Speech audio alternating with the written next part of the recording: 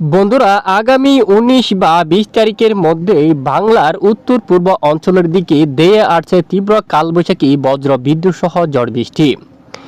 ২০ তারিখের পরেই বঙ্গোপসাগরের বুকে তৈরি হতে পারে শক্তিশালী নিম্নচাপ, যা উপযুক্ত পরিবেশ পেলে ঘূর্ণিঝড়ের রূপ নিতে পারে। তবে আমরা দেখে নেব যে বৃষ্টি কোন কোন জেলায় প্রবল বেগে কালবৈশাখী বজ্রসহ বৃষ্টিপাতের আভাস রয়েছে। আজ রাতেও প্রচণ্ড বেগে কালবৈশাখী বজ্রসহ বৃষ্টিপাতের সতর্কতা রয়েছে ওয়েস্ট বেঙ্গলের বিভিন্ন এলাকা জুড়ে। আমরা দেখাচ্ছি একটু পরে। অবশ্যই ভিডিওটি সম্পূর্ণ ধৈর্য ধরে দেখতে থাকুন। আগামী ২০ তারিখ নাগাদ দেখুন ১৯ বা ২০ ১-২ দিন হেরফের হতে পারে আগে বা পরে। আবার বৃষ্টিপাতের সতর্কতা উঠে আসছে, বিশেষ করে দেশের উত্তর পূর্ব অঞ্চল জুড়ে। এরই মাঝে আমরা দেখতে পাচ্ছি হবিগঞ্জ এই অঞ্চলে, বানিয়াছং এবং শালা এই অঞ্চলের দিকে বৃষ্টিপাতের সম্ভাবনা কিন্তু রয়েছে।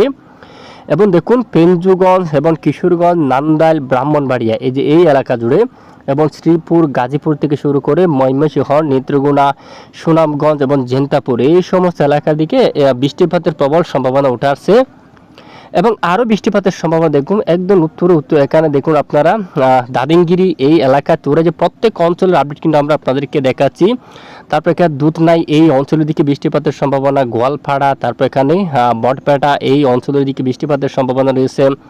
এদিকে জৈন্তাপুর এবং এদিকে দেখুন আপনার শিলচর এই এলাকার দিকে বৃষ্টিপাতের সম্ভাবনা রয়েছে। তবে সর্বপ্রথম বৃষ্টিপাত ময়মনসিংহ বিভাগের উত্তর দিকে কিন্তু সম্ভাবনা, এরপরে সিলেট বিভাগের বিভিন্ন অঞ্চল জুড়ে। এবং যদি বৃষ্টিপাত বিস্তার লাভ করে তাহলে পার্শ্ববর্তী আরও অনেক অঞ্চল জুড়ে কালবৈশাখী বজ্রসহ বৃষ্টিপাতের সম্ভাবনা থাকবে।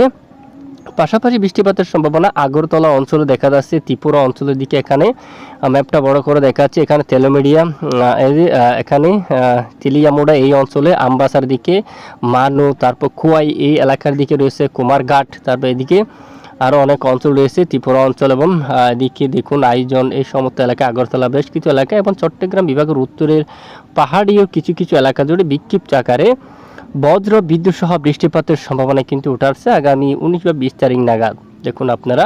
তবে আজ রাতে বৃষ্টিপাতের সম্ভাবনা উঠে আসছে, সেটি কোন দিকে আমরা একটু আপনাদেরকে সরাসরি এই মুহূর্তে ডাটার ইমেজের মধ্যে গিয়ে দেখিয়ে দিচ্ছি। আজ রাতে বাড়িপদা থেকে শুরু করে ম্যাপটা বড় করে দেখাচ্ছি যে প্রবল বেগে বৃষ্টিপাত কিন্তু শুরু হয়ে গেছে।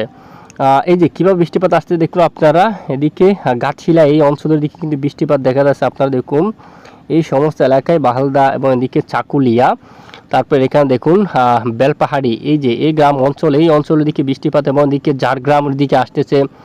তারপর এখানে এই অঞ্চলের চাকুলিয়া, বাহারাগুড়া এই সমস্ত বিছুই, তারপর এখানে ভাঙড়ি এই সমস্ত এলাকা জুড়ে কিন্তু বৃষ্টিপাত আসতে দেখা যাচ্ছে। এবং পরবর্তীতে এই বৃষ্টির মেঘ দেখুন সমস্ত অঞ্চলে বৃষ্টিপাত ঘটিয়ে এখানে ধীরে ধীরে পূর্ব দিকে অগ্রসর হয়ে এদিকে বাড়িপদা, তারপর রাতে বেলদা এখানে আসতে পারে, খড়গপুরে, ঝাড়গ্রামে, তারপর লালগড় এই সমস্ত এলাকায় এবং পার্শ্ববর্তী আরও অনেক অঞ্চলে রাতে বৃষ্টিপাত হওয়ার সম্ভাবনা। পশ্চিমবঙ্গের অনেক এলাকা জুড়ে এখানে একদম দক্ষিণের এই এলাকা দিকে খড়গপুরের দিকে, ঝাড়গ্রাম এবং আশেপাশে অনেক এলাকা জুড়ে বজ্র বিদ্যুৎ সহ রাতে কালবৈশাখী বজ্র বিদ্যুৎ সহ ঝড় বৃষ্টিপাতের সতর্কতা উঠে আসছে।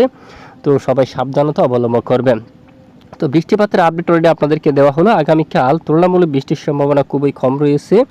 দু একটি এলাকায় বিক্ষিপ্ত বৃষ্টিপাতের সম্ভাবনা, যা খুলনা, বরিশাল বিভাগের এখানে কিছু কিছু অংশে এবং সিলেট বিভাগের একদম উত্তর দিকে দু এক অঞ্চলে আংশিক বজ্র বিদ্যুৎ সহ বৃষ্টিপাতের সম্ভাবনা থাকছে 14 তারিখ মঙ্গলবার নাগাদ। এখানে মেঘলা আকাশ হতে পারে মাদারীপুর, খুলনা, যশোর, ভোলা, বরগুনা। গতকালের আপডেটে কিন্তু আমরা জানিয়েছিলাম ঠিক মেঘলা আকাশ শুরু হয় এবং দু এক স্থানে সব জায়গায় না, মাত্র দু একটি গ্রাম অঞ্চলে বিক্ষিপ্ত আকারে বৃষ্টিপাত তৈরি হওয়ার একটি সম্ভাবনা। এখানে মেঘের আনাগোনা থেকে এরকম পরিস্থিতি কিন্তু তৈরি হতে পারে।